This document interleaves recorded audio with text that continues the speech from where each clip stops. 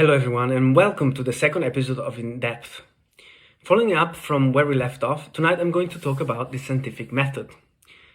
Do you remember when you were in school and your teacher explained to you the scientific revolution and the importance of the scientific method? What does this scientific method look like in your memory? Well, for most people, it is something like this. The scientist formulates a hypothesis, which is then tested with an experiment.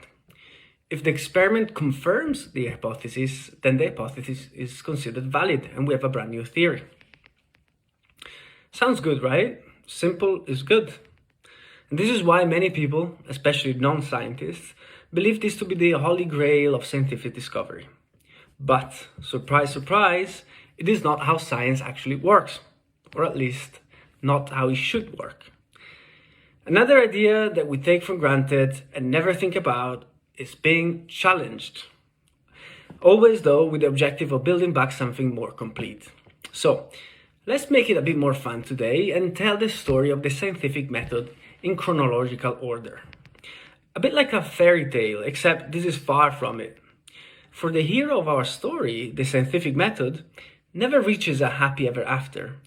It is always changing and always evolving. But the positive news is, it is always improving. This story does, however, have a once upon a time incipit. So, let's begin. Once upon a time, in ancient Greece, lived Aristotle. For those of you not familiar with him, he was a philosopher and a polymath, and is considered to be one of the most influential thinkers in history. His logic, natural philosophy, and metaphysics shaped classical philosophy as well as Judeo-Islamic and Christian theology up to the Renaissance. At the time of Aristotle, almost 2,400 years ago, and for most of history after, science as we know it did not exist. Philosophers such as Aristotle tried to figure out everything that humans could know about the universe, building on very little prior knowledge. Their achievement was tremendous given the times. Of course, going back now at Aristotle's interpretations of the natural world, they seem silly for how far off they are from what we actually know today. Nevertheless, they pose some strong foundations for the journey of human knowledge. But today, in particular, we will consider Aristotle's preferred method of making inferences and creating new knowledge about the world. That is, deductive reasoning. Deductive reasoning, or deduction, is a top-down approach by which one starts with premises, typically two premises, which logically imply a conclusion. In deductive reasoning, if the premises are true, then the conclusion that logically follows must also necessarily be true. Here's an example of deductive reasoning given by Aristotle himself. He was talking about his old teacher, Socrates. He started with two premises and made a conclusion. 1. All men are mortal. 2. Socrates is a man. Therefore, Socrates is mortal. You can see that the premises logically imply the conclusion. And you can also see that for the conclusion to be true, both premises must be true and vice versa.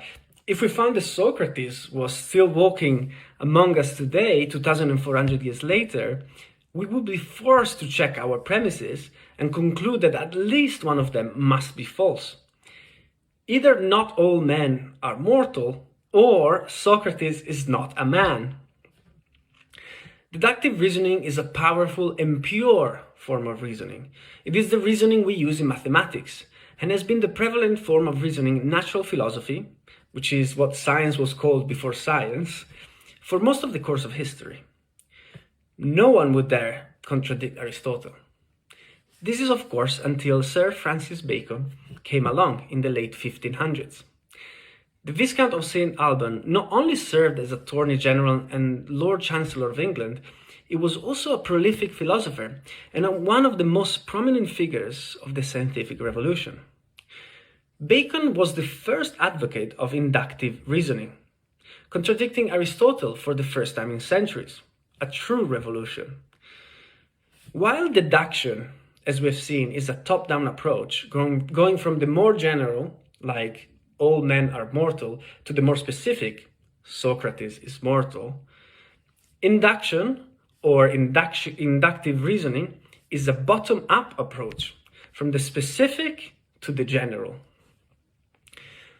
In induction, we start by observing a few instances, and from there we make a generalization.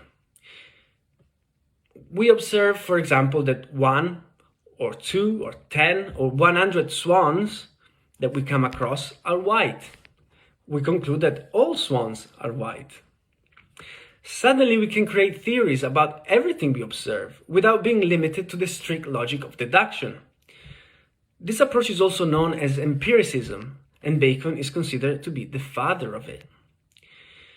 Let me make this as clear as possible at the cost of sounding repetitive. In deduction, we use the information we already have, and the conclusion is already implied within this information. We just need to arrive at it through logic. For example, all birds have feathers. All pigeons are birds. Therefore, all pigeons have feathers. Or another example of deductive reasoning.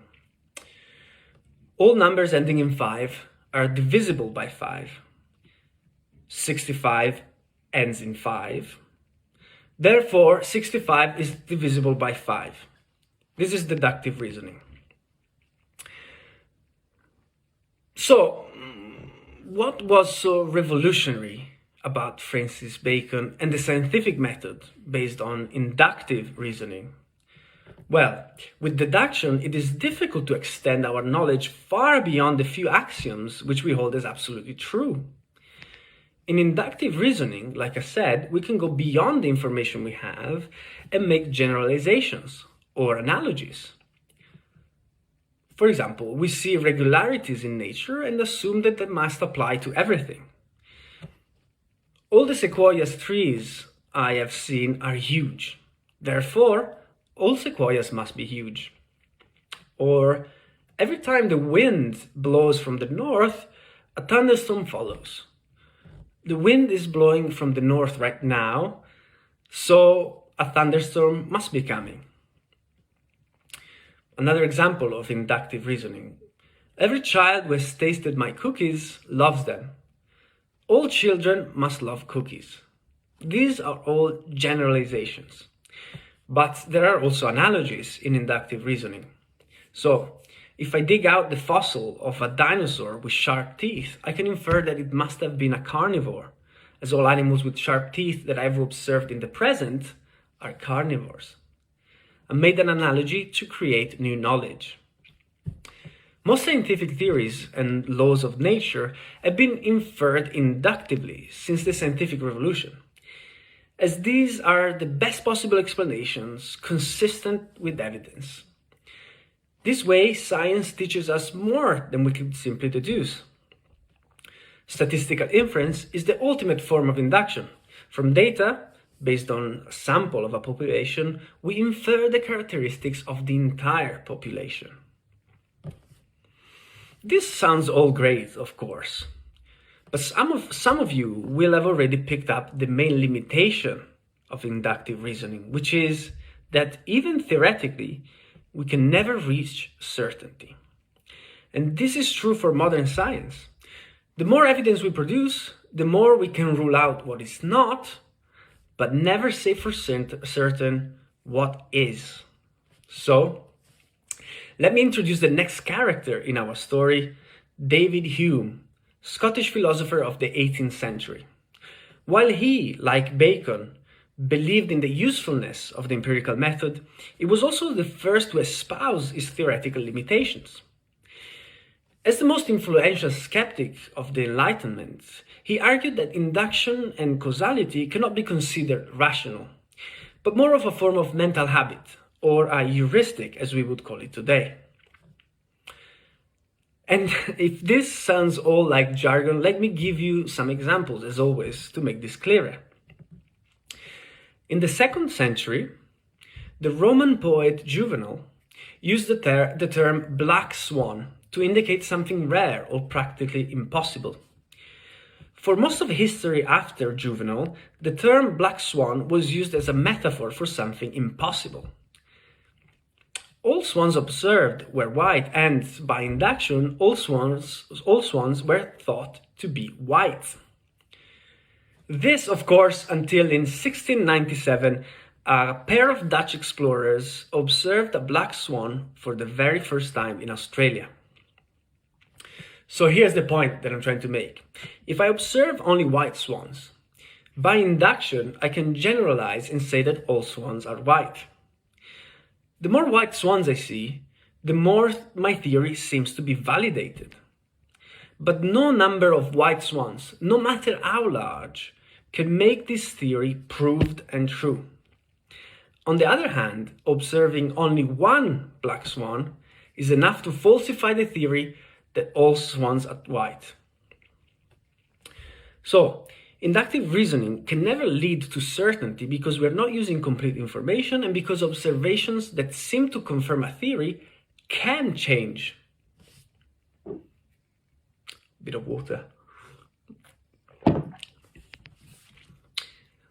And so, on the basis of all of this, Karl Popper, philosopher of the 20th century and possibly the most influential philosopher of science, formulated his prescription of how science should work.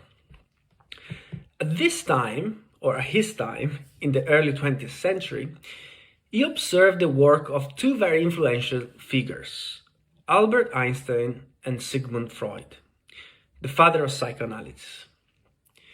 He noticed that the way Einstein formulated his theories was so that one single observation could falsify them. And so all the experiments were set up in an attempt to falsify the theory, rather than to confirm the theory. This is because falsification is a form of deductive reasoning. Suppose I have a theory. My theory predicts that under certain conditions, X will happen. If in the experiment X doesn't happen, then, assuming the experiment is correct, the theory is wrong. We are certain of that because we deduced it. But if X does happen during the experiment, it does not mean I am correct, but simply that this experiment does not show my idea to be false. We can say we have increased our confidence in this theory. This is how modern science works. When Newton formulated his laws of motion, these were tested against reality for 2 centuries. And they always appear to make correct predictions of the world. In fact, still today, most mechanical equipment, cars, planes, and constructions are engineered using these laws, Newton laws. Until, of course, you have the unusual conditions encountered at the speeds close to the speed of light. Then Einstein proved Newton to be wrong. Like Einstein himself said it. He said, "No amount of experimentation can ever prove me right, but a single experiment can prove me wrong." End quote. But let's go back to Karl Popper. Popper attended not only Dr. Einstein's lectures, but also Dr. Freud's lectures. He noticed that unlike Einstein's, the theories of Sigmund Freud, in the way that he formulated them, could never be falsified. Freud linked our adult behavior to childhood experiences and our relationship with the male genitalia. It is theoretically impossible to falsify this because it could be true or not. And anyway, a modified version of the theory could accommodate for innumerable different scenarios. And this, according to Popper, means that psychoanalysis is not science, but pseudo-science. Real science can, at least in theory, be falsified, while pseudo-science cannot. Pseudo-science simply seeks confirmation. According to Popper, the only genuine test of a theory is the one that is attempting to falsify it. This is because if you're looking for proof, it is generally easy to find it. Right now we are approaching Christmas, so think about Santa. There is plenty of evidence out there of the existence of Santa. Pictures of him, the presents under the tree, the guy at the mall, songs about him. If your theory is that Santa exists, you will find evidence to corroborate it. But the real test of whether Santa truly exists is the attempt to falsify it. So, you have to hide, waiting for Santa to show up on Christmas Eve. And when you pull his beard and find your dad was the author of all this, you deduce that Santa does not exist. Karl Popper's falsification theory is not only a way to demarcate science from pseudoscience, but also a statement of the fact that science is based on probability and contingency. We are justified to believe what seems more probable given the evidence and the data. But we also need to be willing to abandon a theory, which is what makes science contingent to the data. The greatest misconception that the general public holds about science is that something that is accepted and settled means that it is proved. Well, we have just seen that is not it. This doesn't mean that we dismiss science, of course. It means that science is not final and we must be open to the fact that our beliefs might be wrong. After all, like so aptly explained by Thomas Kuhn, another great philosopher of science of the 20th century, he said that all scientific fields do not progress smoothly and linearly, but via major paradigm shifts, like the scientific revolution of the 16th century, Darwinism, Einstein's general relativity, and the Heisenberg's uncertainty principle, which all discard previously held beliefs altogether in favor of a new theory. Einstein's relativity has held against all attempts at falsifying it. We use this theory in modern technology, and it works. Saying that it cannot be proved, while theoretically true, does not mean that we don't have full confidence in it. We plan for it to work, of course, until it doesn't. Nowadays, more than ever, we are surrounded by an abundance of pseudo-scientific fields, which make inductive inferences from data as if they were final and complete theories. The social sciences, which boomed since the 80s, are an example of this. With the results of many of these fields, while they might be useful in understanding our mind, our society, our economy, they are not often framed in a way that can ever be proven wrong. And this creates a massive body of confusion rather than knowledge in the general public. Being able to recognize science for what it is and separating the highly probable from the certain and the dubious alike is an exercise that we should all practice. Karl Popper's prescriptions and teachings might have been too strict and not sufficiently broad and encompassing for our modern world, but they are a good starting point. Now it is up to all of us to take science more seriously and dedicate some time to really understand how it works. Because if there is one thing that will save the world, it is science. Thank you very much.